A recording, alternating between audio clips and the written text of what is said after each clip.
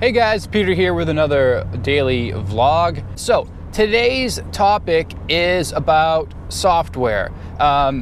So you guys know that part of my business is coming up with ideas for software programs, getting them created and selling them. Okay, that's basically a piece of my business. And since I talked about it here and there, and whenever I bring it up, I always see in the comments people asking me, "Oh, Peter, are you a programmer? What kind of schooling would you recommend I go to if I want to get into creating software?" So I'll be getting a lot of questions about that. So I figure I would make a video dedicated to specifically how I make software and how I think you should go about it if you're not a programmer. Okay, so first and foremost, am I a programmer? Do I do my own programming? Do I code my own software? The answer is absolutely not. I am not a programmer at all. I mean, I know a little basic bit of programming, to save myself in a pinch, but I mean, I could never code something from scratch. I don't like programming. My brain doesn't work like that. Basically, what I do is I hire programmers to create my ideas. So basically, I have an idea for a product in my head, or this idea could come to me randomly in the shower or while driving, or it could come in the form of customer feedback. Maybe a customer gave me the idea for a product. It could come to me in a number of ways. That's a topic for another video. But once I have that idea for the product that I want to create, the software product, what I first do is I go and validate that idea out in the marketplace. So what I do is I do some research. I go out there, I see, okay, are there similar software products out there in the marketplace right now that do similar things to what I want to create? If so, I basically make a list of all the things that I could do better or do in a different way, improve upon them, and basically kind of do some research and see if this product is worth pursuing, because you don't want to spend months creating a software product and then in the end it doesn't sell. Another thing I like to do is I like to make sure that the software product solves an actual problem that people in the industry that I'm looking to get into have. So if I'm creating a video player software, right, my customers are small business owners who have online businesses. Well, I want to make sure that the product I'm creating for these people will help them either get more sales or solve a problem they're having converting traffic into customers, something like that. So once I've validated the idea and basically have proven that it's going to, or has a good chance of selling, what I'll do is I will start sketching out what I think the user interface is going to look like. Now, the user interface is basically what the user sees. Like if you're on your iPhone, right, that's the user interface, right? You could someone drew this out one day at Apple and said, all right, this is what the iPhone user interface is going to look like. And then a designer made it look the way that it does, and a programmer brought it to life. So that's basically what I do. I sketch it out on a piece of paper, right? This button's gonna go here, this button's gonna look like this button's gonna do that, this screen is gonna do this, right? So I'll sketch it out on a piece of paper.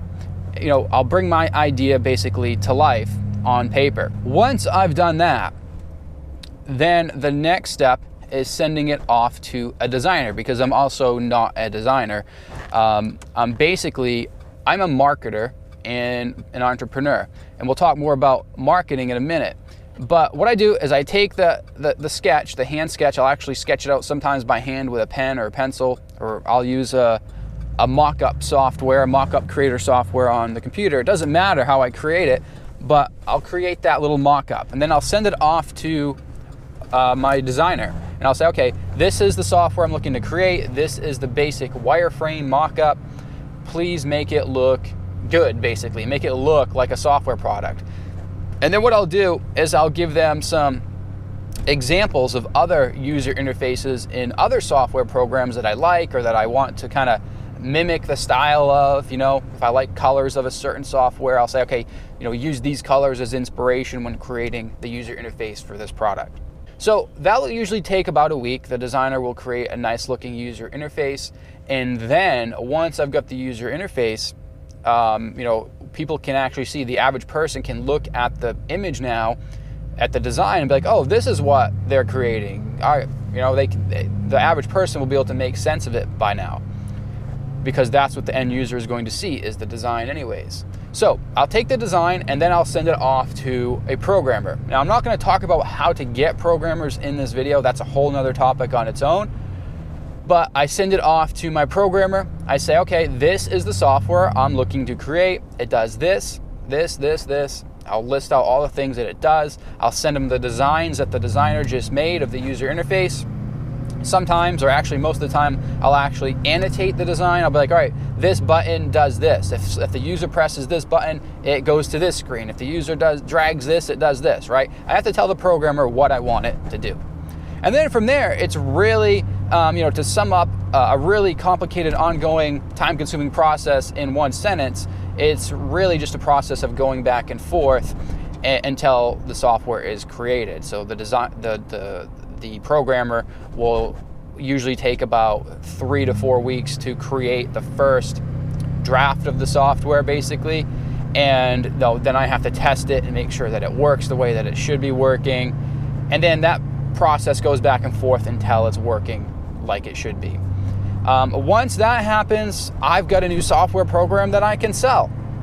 And then it's my job to take over from there and start developing a marketing campaign to make sure it sells. Because the biggest thing in business, I don't care what business you're in, I don't care if you sell little bags so dog owners can pick up shit in the dog park, I don't care if you sell software, I don't care if you sell cars, I don't care if you sell flags, I don't care if you sell lobsters, whatever it is that you sell, you need marketing, okay? And marketing is what brings the sales. The only thing that matters in business is sales. So the strongest skill that you can have in any business is marketing. You have to know marketing.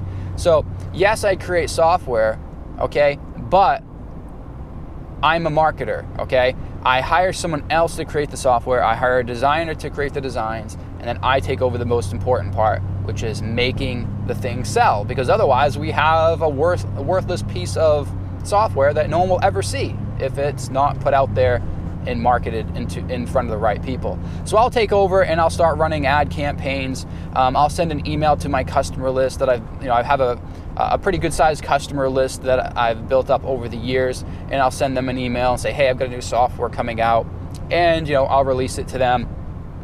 I run ads on Facebook, like Facebook ads, and there's also YouTube video ads that I've been learning about. I'm going to start doing more of that soon.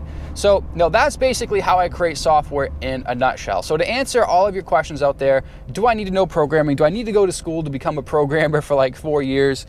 And the answer is, if you want to be a programmer, that's probably a good idea, but I'm not a programmer. It all depends on what you want to do. Do you want to be an entrepreneur? And do you want to be able to sell anything, whether it's software or pretty much anything?